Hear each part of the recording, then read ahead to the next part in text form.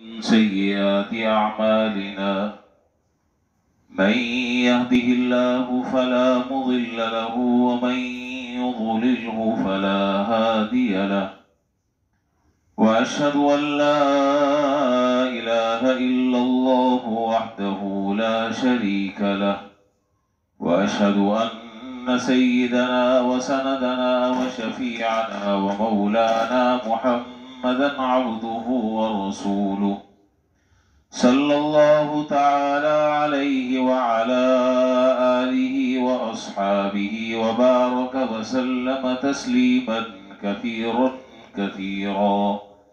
أما بعد فأعوذ بالله من الشيطان الرجيم. بسم الله الرحمن الرحيم. وأقيموا الصلاة وآتوا الزكاة. وقال الله تعالى: خذ من أموالهم صدقة تطهرهم وتزكيهم بها وصل عليهم إن صلاتك سكن لهم والله سميع عليم.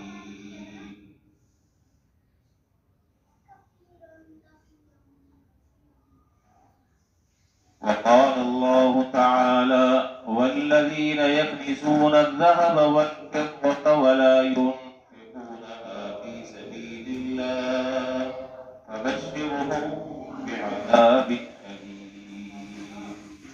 آمنت بالله صدق الله مولانا العظيم وصدق رسوله النبي الكريم ونحن على ذلك لمن الشاهدين والشاكرين والحمد لله رب العالمين.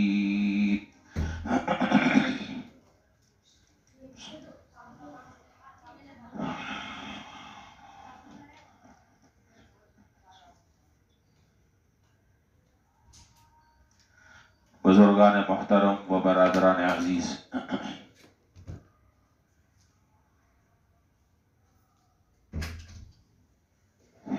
یہ بات ہر مسلمان جانتا اور سمجھتا ہے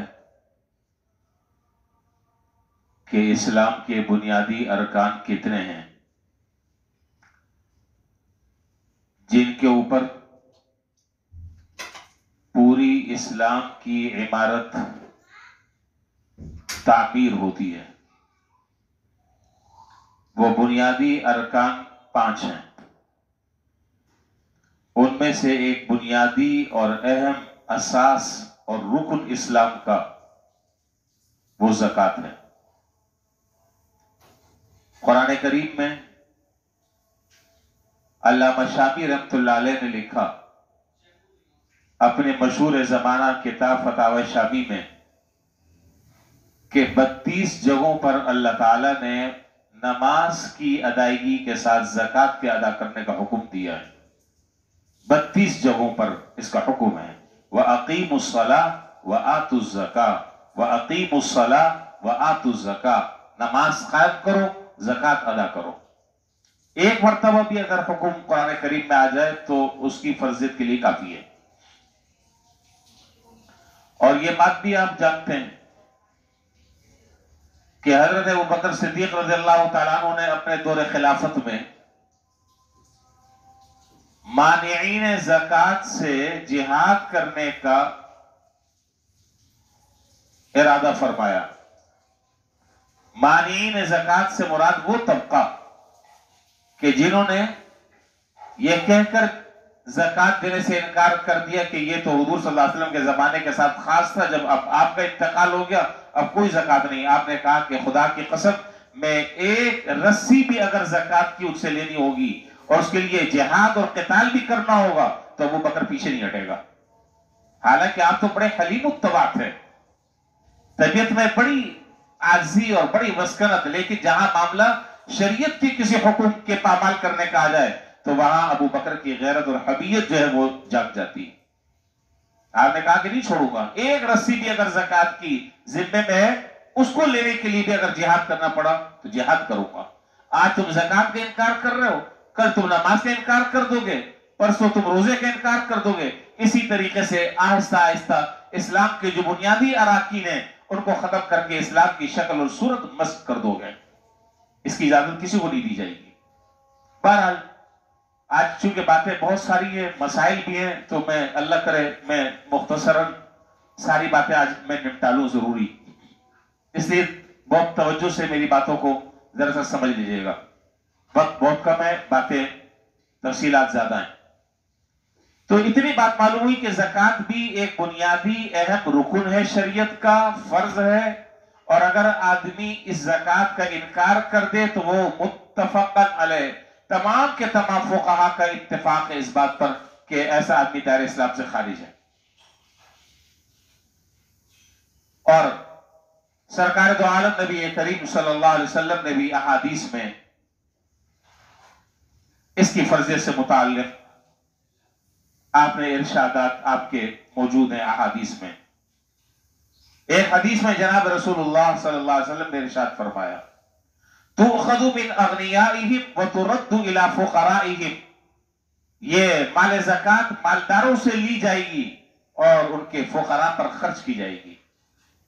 اس سے بھی معلوم ہوا کہ زکوٰۃ جو ہے وہ فرض ہے، اس کا انکار نہیں کیا جا سکتا، جیسے نماز فرض ہے، جیسے روزہ فرض ہے، جیسا صاحب استطاعت پر حج فرض ہے، اسی طریقے سے صاحب حیثیت پر زکوٰۃ بھی فرض ہے۔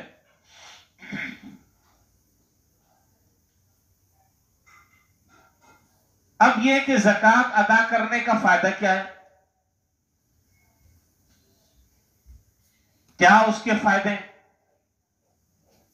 ان کے فائدوں کو اگر گنایا جائے تو سارا وقت اس میں لگ جائے گا، مختصراً دو باتیں میں عرض کر دوں۔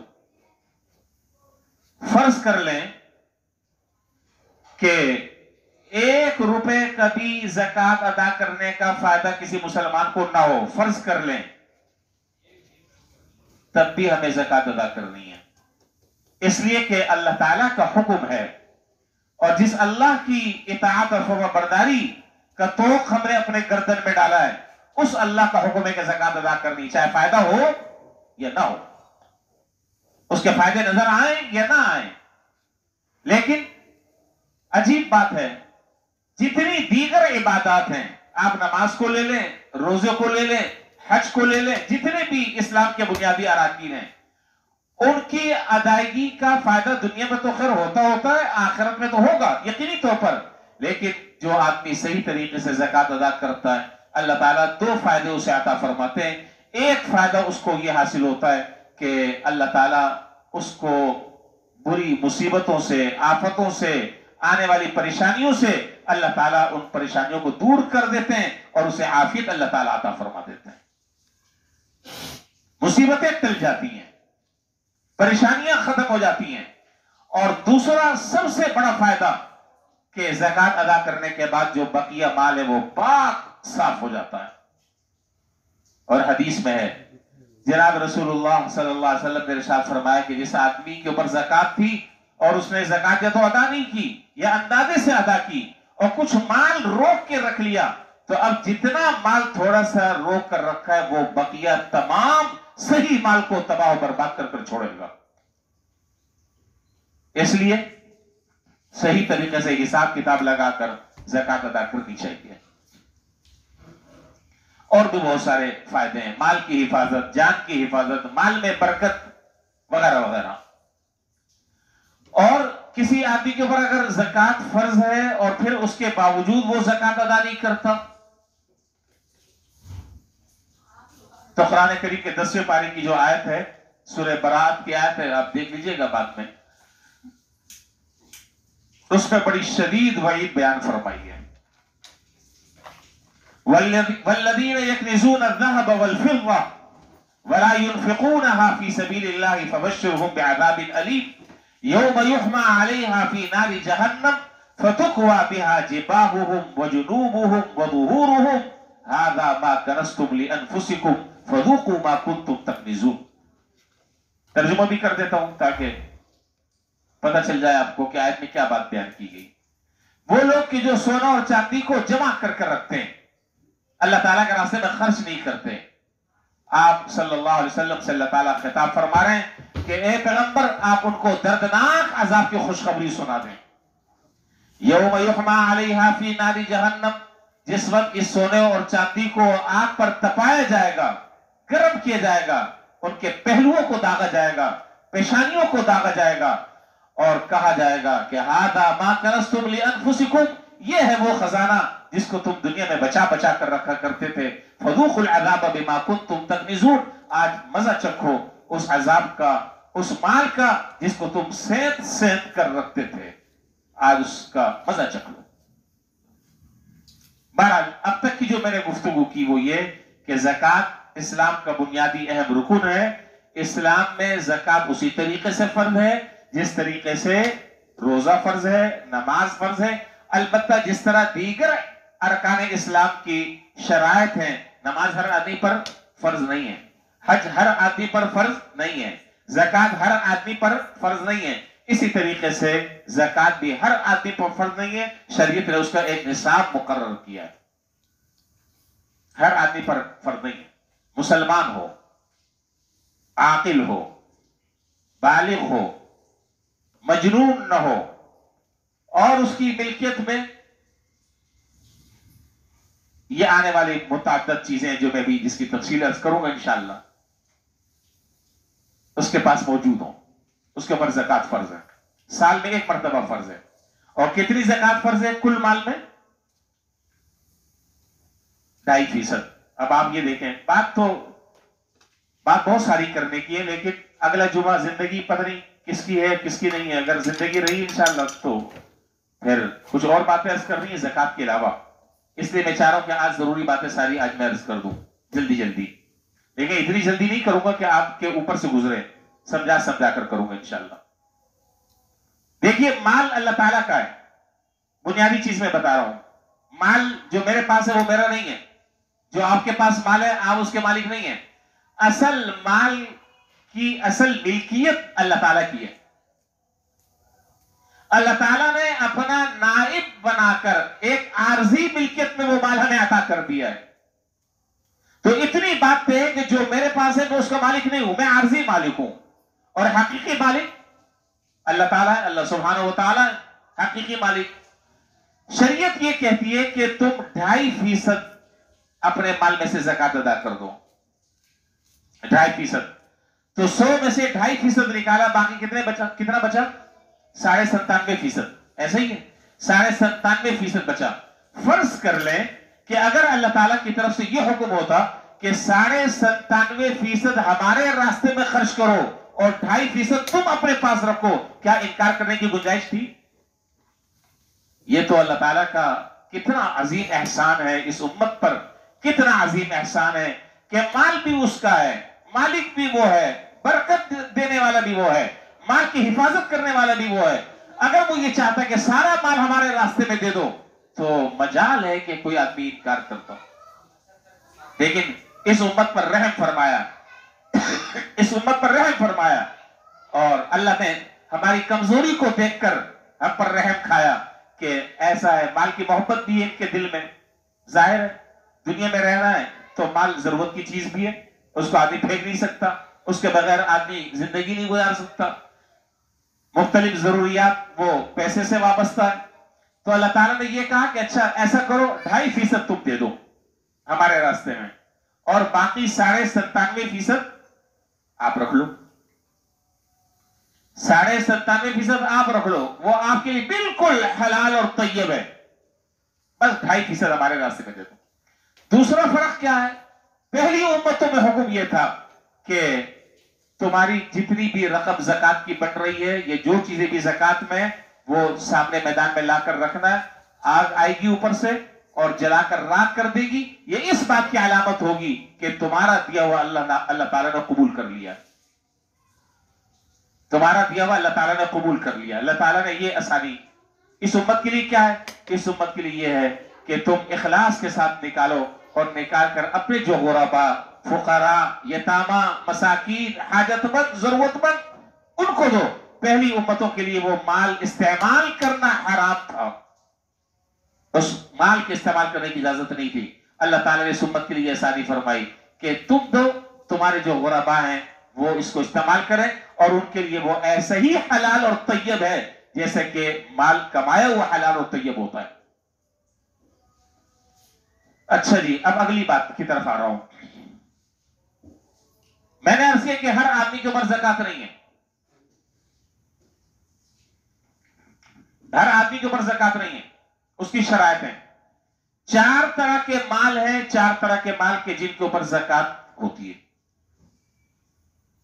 میں اصولی باتیں میں ذکر کر رہا ہوں، اگر وہ آپ کے سمجھ میں آ گئی تو بہت سارے زکات کے مسائل ایسے ہیں کہ آپ خود ہی مسئلہ حل کر سکیں گے اگر ان باتوں کو آپ نے سمجھ لیا. نقد، روپیہ، پیسہ، کسی بھی شکل میں ہو، آپ کسی بھی شکل میں ہو، ڈالر ہے، پاؤنڈ ہے، اور کیا ہوتا ہے، ریال ہے، جتنی بھی کرنسیاں ہیں جس شکل میں بھی ہو، سونا چاندی جس شکل میں بھی ہو، زیور کی شکل میں ہو، ڈلی کی شکل میں ہو، ٹکیا کی شکل میں ہو، کسی اور دھات کے ساتھ ملا ہوا ہو، وغیرہ وغیرہ. اور مال تجارت، نقد. دوسرے نمبر پر سونا چاندی کسی بھی شکل میں. نمبر 3 مال تجارت. مال تجارت سے کیا مراد ہے؟ اب بہت سارے لوگ سوال کریں گے، مجھے معلوم ہے جمعے کے بعد، اس لیے اگر آپ میری یہ بات سمجھ لیں گے تو انشاءاللہ سوال کی ضرورت نہیں پڑے گی. مال تجارت سے مراد ہر وہ مال ہے کہ جس کو آپ نے بیچنے کی نیت سے خریدا ہے. یہ یوں کہہ لیں، ہر وہ چیز، چلے مال کو چھوڑ دیں، ہر وہ چیز کہ جس کو آپ نے بیچنے کی نیت سے خریدا ہے وہ آپ کا مال تجارت ہے. اس میں آپ کی تجارت کی ساری چیزیں آ گئی. تجارت کے لیے کوئی گاڑی خریدی ہے، تجارت کے لیے گاڑی خریدی ہے، وہ آ گئی. کھانے پینے کی چیزیں ہیں تجارت کے لیے، وہ آ گئی. آپ نے کوئی پلاٹ خریدا ہے، کوئی مکان خریدا ہے، کوئی بنگلہ خریدا ہے، کہیں پر پیسے آپ نے لگائے اور نیت یہ ہے کہ جب بڑھیں گے تو اس سے میں کاروبار کروں گا، یہ سب آپ کا مال تجارت ہے، اس پر زکات. اب رہی بات یہ کہ زکات جو ہے وہ کس آدمی کے اوپر فرض ہے. ہر آدمی کے اوپر تو ہے نہیں، جیسے نماز ہر آدمی کے اوپر فرض نہیں ہے، اس کے لیے شرائط ہے. تو جس آدمی کی ملکیت میں 52.5 تولہ چاندی، جس کی قیمت حکومت نے ابھی جو لگائی ہے وہ آ رہی ہے 80,000 روپے. کتنی؟ 80,000 روپے. 52.5 تولہ چاندی یا 52.5، میری بات اچھی طرح سمجھیے گا، 52.5 تولہ چاندی یا 52.5 تولہ چاندی کے بقدر اس کے پاس ضرورت سے زائد، ضروریات اصلیہ سے زائد سونا ہو، مال تجارت ہو، سامان تجارت ہو، اموال تجارت ہو، اس کے اوپر سال گزر گئے ہو، اس کے اوپر زکات فرض ہے. جس آدمی کی ملکیت میں 52.5 تولہ چاندی یا اس کی قیمت کے بقدر، یہ بات میں اس لیے عرض کر رہا ہوں، فرض کریں، میں مثال دیتا ہوں، ایک آدمی ایسا ہے، میں نے عرض کیا کہ 52.5 تولہ چاندی کی قیمت جو ہے وہ 80,000 روپے ہے تقریباً، ٹھیک ہے. ایک آدمی کے پاس، اچھی طرح سمجھ لیں، ایک آدمی کے پاس 80,000 روپے کی چاندی نہیں ہے، چاندی نہیں ہے 80,000 روپے کی،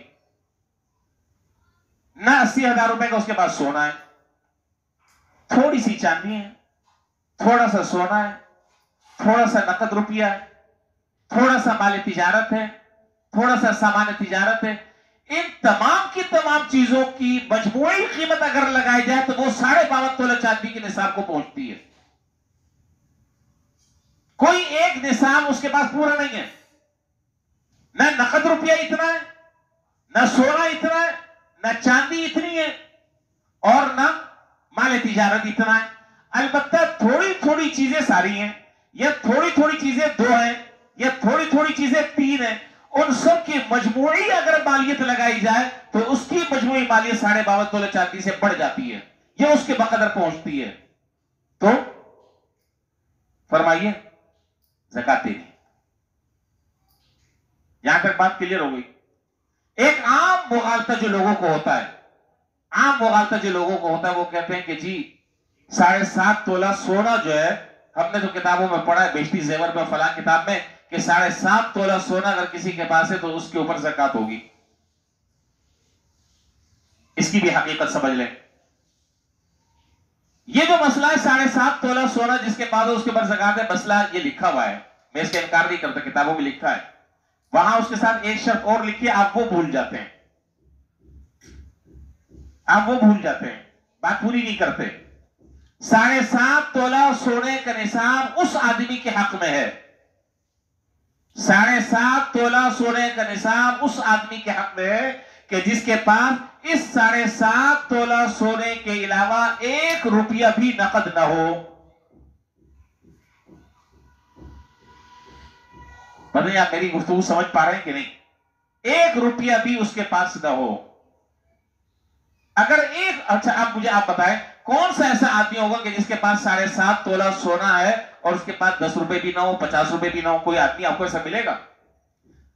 تو اگر 7.5 تولہ سونے کے ساتھ ساتھ اگر اس کے پاس 1 روپیہ یا 2 روپیہ یا 5 روپے بھی اگر موجود ہے تو اب اس کے حق میں 7.5 تولہ نصاب نہیں ہے، اس کے حق میں نصاب 52.5 تولہ چاندی ہے. اب رہی یہ بات کہ جی آپ نے معیار 52.5 تولہ چاندی کو کیوں مقرر کیا ہے، سونے کو کیوں مقرر نہیں کیا؟ تو اس کا جواب یہ ہے کہ شریعت کا ایک اصول ہے. شریعت کا اصول یہ ہے کہ 52.5 تولہ چاندی کو ہم نے جو معیار مقرر کیا ہے وہ انفع للفقراء ہے، اس میں فقراء اور یتیموں اور مسکینوں کا زیادہ فائدہ ہے.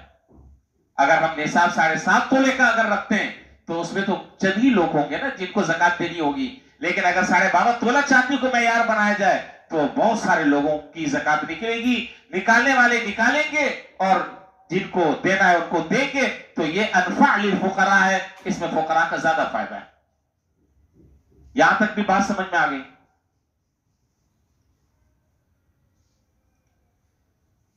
سال گزرنا شرط ہے. سال گزرنا جس کو ہمارے ہاں کہتے ہیں حولان ہول، سال گزرنا شرط ہے. یہاں پر بھی بڑے مغالطے ہوتے ہیں، اس کو بھی کلیئر کر لیں.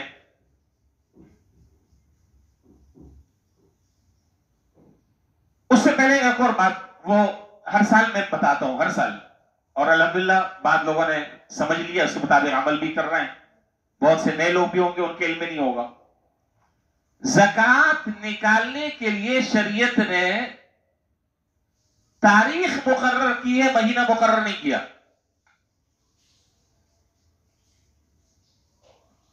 آپ سمجھ گئے میں کیا کہہ رہا ہوں؟ شریعت نے زکات نکالنے کے لیے تاریخ مقرر کی ہے، مہینہ مقرر نہیں کیا.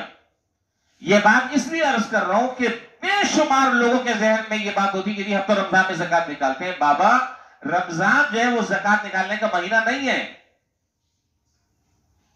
اسی لیے میں عرض کر رہا ہوں کہ مہینہ مقرر نہیں ہے، سال پورا ہونا شرط ہے.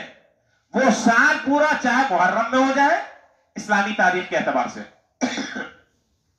وہ سال پورا محرم میں ہو جائے، وہ سال آپ کا سفر میں پورا ہو جائے، وہ سال آپ کا ربیع الاول میں پورا ہو جائے، ربیع ثانی میں، جمادی الاولیٰ میں، جمادی ثانی میں، رجب میں، شعبان میں، رمضان میں. جو آدمی زندگی میں پہلی مرتبہ مالدار ہوا ہے، مالدار ہونے کا معنی یہ ہے کہ پہلی مرتبہ وہ صاحب نصاب ہوا ہے، تو جس تاریخ کو وہ زندگی میں پہلی مرتبہ صاحب نصاب ہوا ہے اب مرنے تک کی اس کی تاریخ وہی ہے. یہ نہیں ہے کہ ہر سال جو ہے وہ آپ تاریخ تبدیل کرتے رہیں گے. پچھلے سال میں نے یکم رجب کو نکال دی تھی پچھلے سال، اس سال جو ہے وہ یکم شعبان کو نکال رہا ہوں، اگلے سال میں یکم رمضان کو. ایک تاریخ مقرر ہے جس تاریخ کو پہلی مرتبہ آدمی صاحب نصاب ہوا ہے.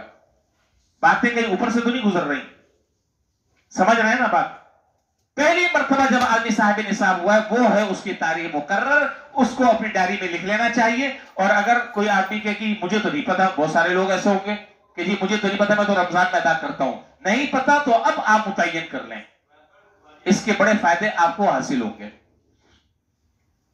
اس کا بینیفٹ آپ کو ملے گا، اس کا فائدہ آپ کو ہوگا.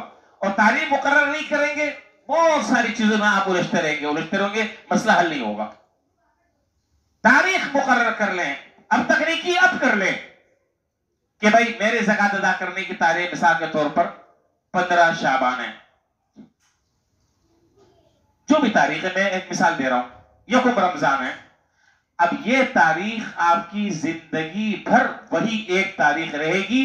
اسی تاریخ کو آپ سارا اپنا حساب کتاب کریں گے, اسی تاریخ کو آپ اپنا بینک بیلنس چیک کریں گے, اسی تاریخ کو آپ اپنی زکات نکالیں گے. یہ تاریخ مرنے تب تک کی آپ کی اب طے ہے, اور اگر نہیں کریں گے تو مسائل الجھتے رہیں گے. سمجھ میں آگے بات؟ تاریخ مقرر کر لیں. اور میں نے کہا کہ تاریخ جو ہے وہ اسلامی تاریخ کا اعتبار ہوگا, مہینہ مقرر نہیں ہے شریعت کی طرف سے. اچھا جی, تو اب میں یہ تو بات میں نے تمہید کے طور پر ذکر کی تھی. اب اگلی بات میں بتا رہا ہوں. اگلی بات یہ ہے کہ جب آپ نے, میں نے عرض کیا کہ جو مال آپ کے پاس موجود ہے اس مال پر پورا سال گزرنا شرط ہے. سال گزرنا شرط.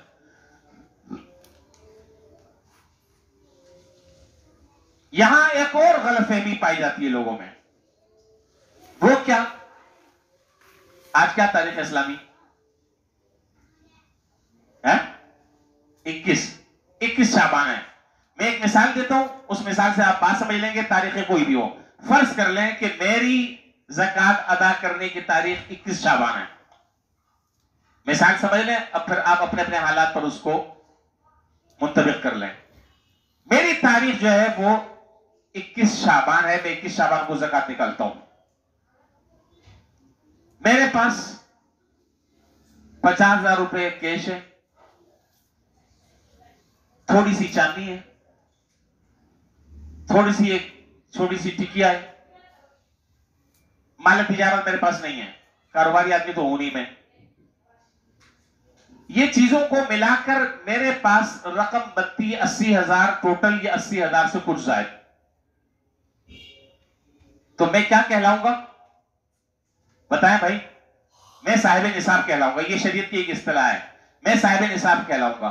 یہ جو میرے پاس مال ہے چھوٹا چھوٹا, میں نے جو 2-3 چیزیں, اور جو اس مقدار کو 52.5 تولہ چاندی کی قیمت کے برابر پہنچ رہا ہے, اس کو سال ہو گیا ہے.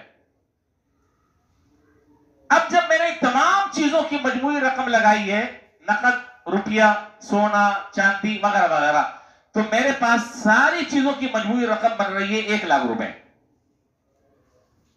ٹھیک ہے, 1 لاکھ روپے بن رہی ہے.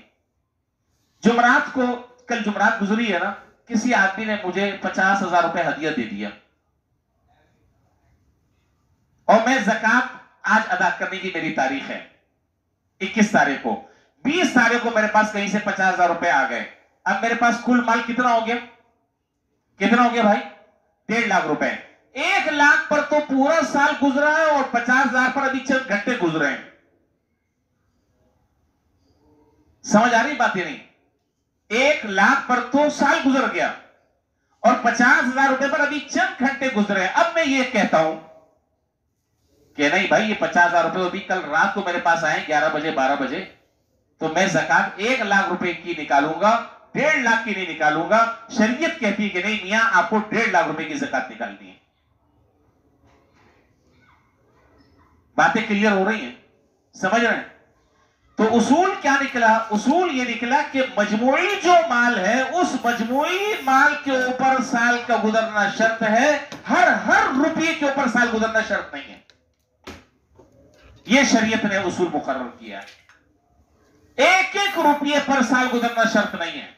مجموعی جو رقم ہے اس مجموعی رقم پر اگر سال پورا ہو جائے, چاہے چند گھنٹے پہلے آپ کے پاس پیسے آ جائیں, 1 دن پہلے آپ کے پاس آ جائیں, کسی نے قرضہ لیا ہوا تھا وہ نہیں دے رہا تھا, اچانک ابھی کل رات کو اس نے مجھے دے دیا, تو اب تمام جو مجموعی رقم ہے اس تمام مجموعی رقم کے اوپر آپ کو زکات دینی ہوگی. آگے چلوں یا دوبارہ میں اس کو سمجھاؤں؟ سمجھ میں آگے بات؟ اگلی بات, ایک مسئلہ یہ ہے کہ زکات دینے کے لیے بنیادی جو چیز ہے, یہ اہم بات ہے, عام طور پر ذہن سے بات نکل جاتی ہے, اس لیے ذہن میں بٹھا لیں. زکات ادا کرنے کے لیے زکات کی نیت کرنا شرط ہے. اگر آپ نے کسی آدمی کو 5 لاکھ روپے دے دیے لیکن آپ نے ابھی تک زکات کی نیت نہیں کی ہے, تو 1 روپیہ بھی آپ کی زکات ادا نہیں ہوئی. زکات ادا کرنے کے لیے نیت کا ہونا شرط ہے. آپ نیت کریں گے.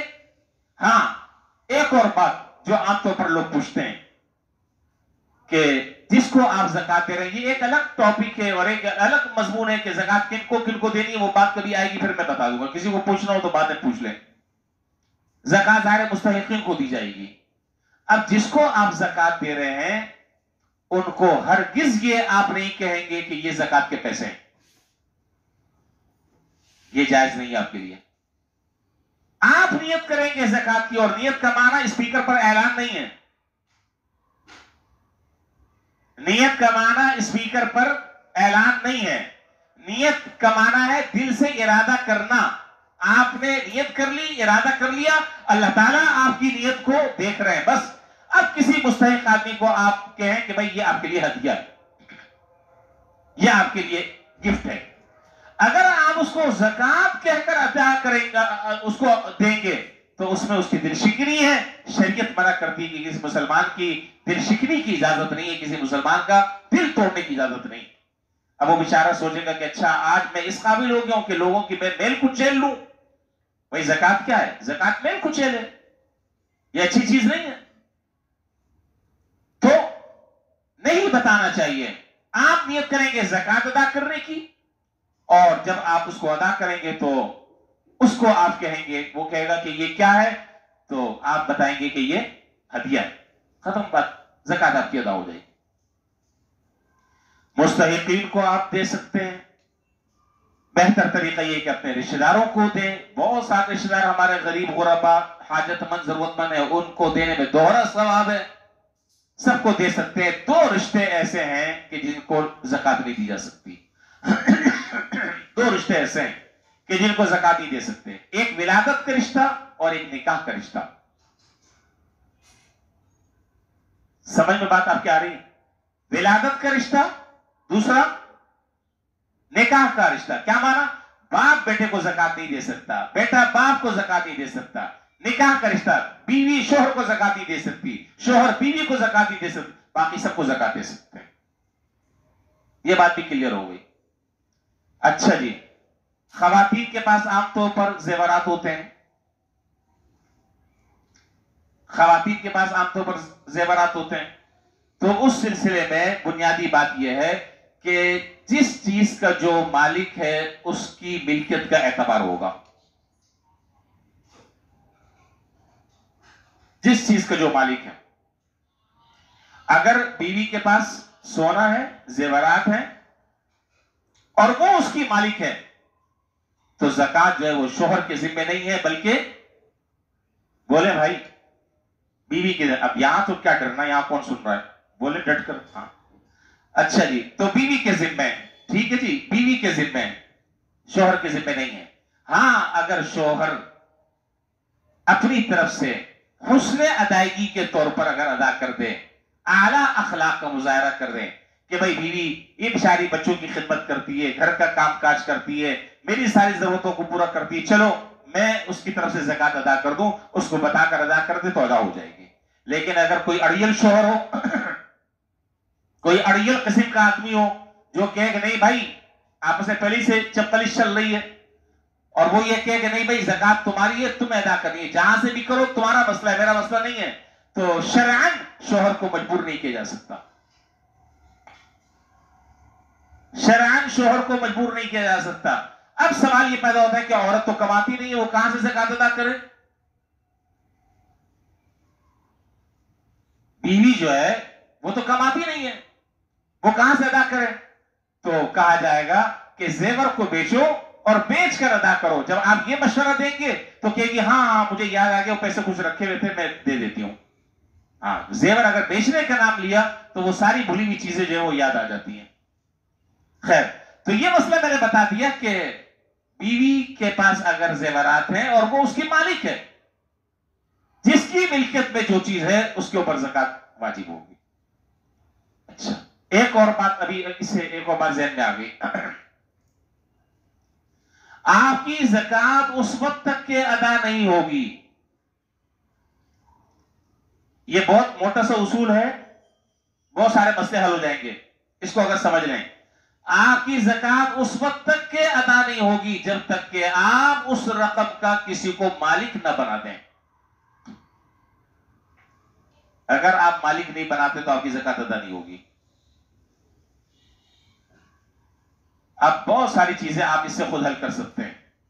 وہ صورتیں ہمارے ہاں کہ جہاں زکات کی رقم خرچ ہوتی ہے مالک کوئی نہیں ہوتا, تو زکات ادا ہوئی کہ نہیں ہوئی؟ ابھی میں نے بتایا بھائی ہوئی نہیں ہوئی, نہیں پتہ چل رہا. نہیں ہوئی نا بابا, نہیں ہوئی. پتہ نہیں آپ کیا سوچ رہے ہیں.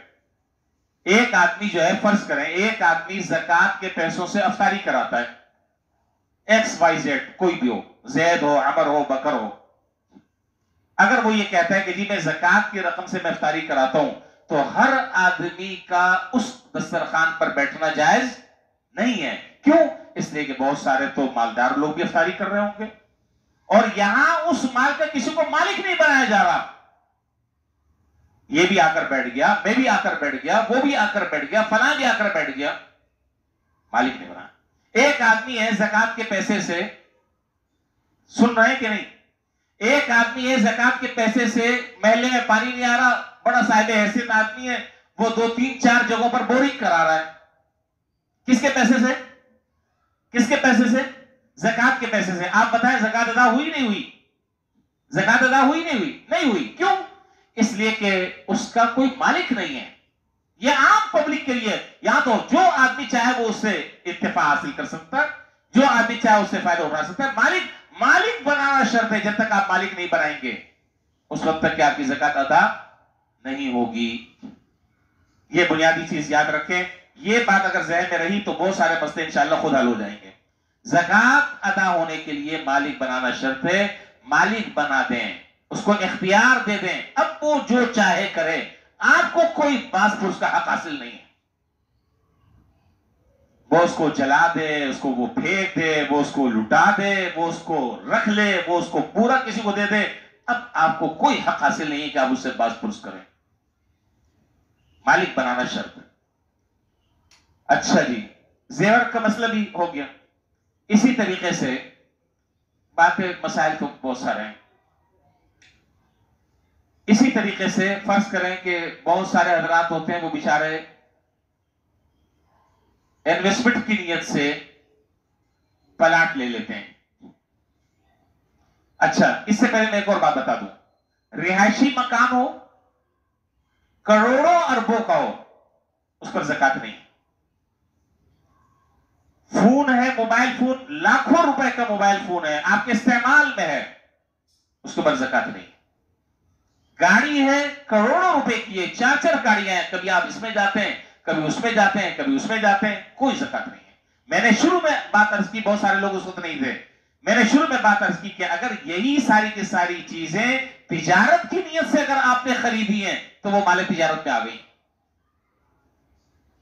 لیکن اگر آپ اس کو استعمال کی نیت سے خریدتے, چاہے وہ کتنی قیمتی کیوں نہ ہو, اس کے اوپر کوئی زکات نہیں. اچھا, تو میں یہ بات عرض کر رہا تھا کہ فرض کریں کہ ایک آدمی ہے, اس نے پلاٹ لیا ہوا ہے, اور پلاٹ جو ہے آج سے 10 سال پہلے, 15 سال پہلے, 20 سال پہلے اس نے پلاٹ لے لیا اس نیت سے کہ یہ میں انویسٹمنٹ کی نیت سے میں یہ پلاٹ لے رہا ہوں, ابھی ذرا سا سستا چل رہا ہے, یہ اسکیم ہے, لے لیتا ہوں, بعد میں 8-10 سال کے بعد جب قیمت بڑھے گی تو اس کو میں بیچ دوں گا, پھر کوئی اور لے لوں گا. اب اس پر زکات ہے کہ نہیں ہے؟ زکات ہے.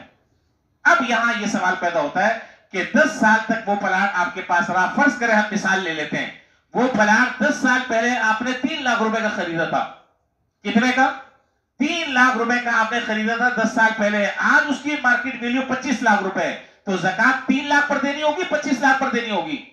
حضرت آپ کو تو ساری باتیں معلوم ہے, میں کیا بات آپ کے سامنے کر رہا ہوں, آپ تو سب جانتے ہیں ماشاءاللہ.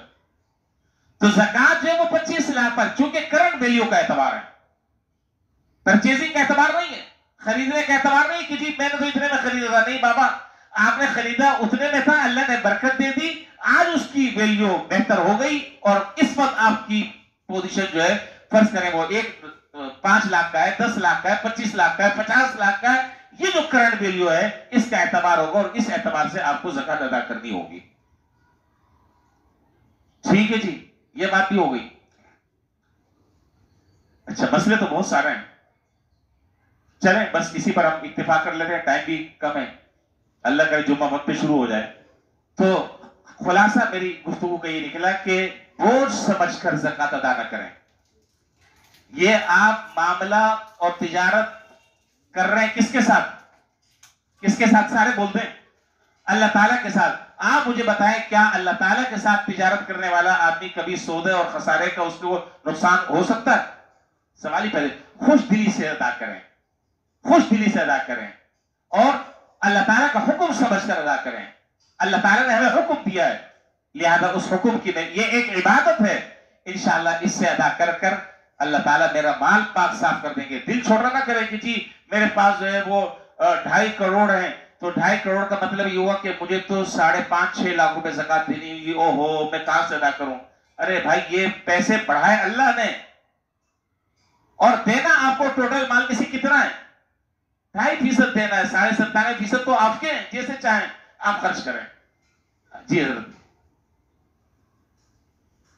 ہاں بہت اچھی بات، یہ اچھا وہ بات بتا دی. ہاں جی ایک مسئلہ اور بھی ہے.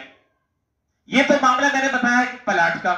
فرض کریں کہ ایک آدمی کے 2-3 مکان ہیں، ایک آدمی کے 2-3 مکان ہیں. ایک میں وہ خود رہ رہا ہے، 2 مکان کرائے پر چڑھے ہوئے ہیں. بہت اچھی بات کی، میں یہ بتانی تھی میں بھول گیا. ایک مکان میں خود رہ رہا ہے اور 2 مکان کرائے پر چڑھے ہوئے ہیں. اس کی ماہانہ انکم آ رہی ہے. یہ جو شروع میں نے بھی تھوڑی دیر 10 منٹ پہلے میں نے بات کی کہ تاریخ متعین کریں بہت سارے مسئلے حل ہو جائیں گے. تاریخ متعین نہیں کریں گے بڑی الجھنیں پیش آئیں گی. فرض کر لیں جیسے کہ میں نے عرض کیا تھا کہ آج 21 شعبان ہے، 21 شعبان کو میں زکوٰۃ ادا کرتا ہوں. اب معاملہ یہ ہے کہ اس تاریخ تک کے میرے پاس اس کرائے کی رقم میں سے جتنا اماؤنٹ موجود ہوگا، سمجھ میں آ رہی بات؟ جتنا اماؤنٹ، جتنی رقم میرے پاس موجود رہے گی اس تاریخ تک، جس تاریخ کو میں زکوٰۃ ادا کر رہا ہوں، تو وہ کرایہ بھی اس کے اندر ایڈ کریں گے. اور اگر وہ کرایہ آ گیا، کھا لیا، پی لیا، استعمال میں خرچ ہو گیا، کوئی زکوٰۃ نہیں ہے اس کے اوپر. بات سمجھ شریف میں آ گئی؟ مکان کے اوپر زکوٰۃ نہیں ہے. ہاں اس کی جو انکم ہے، اس کی جو آمدنی ہے، وہ آمدنی آپ کے پاس اگر موجود رہے کس تاریخ تک؟ کس تاریخ تک؟ جس تاریخ کو آپ زکوٰۃ ادا کرتے ہیں تو اس رقم کے ساتھ وہ رقم بھی آپ شامل کریں گے. اچھا ایسے بہت سارے سوالات ہوتے رہیں گے، ٹائم بھی ہو چکا ہے. اب جس کو پوچھنا ہے وہ پھر بعد میں پوچھ لیں جمعے کے بعد.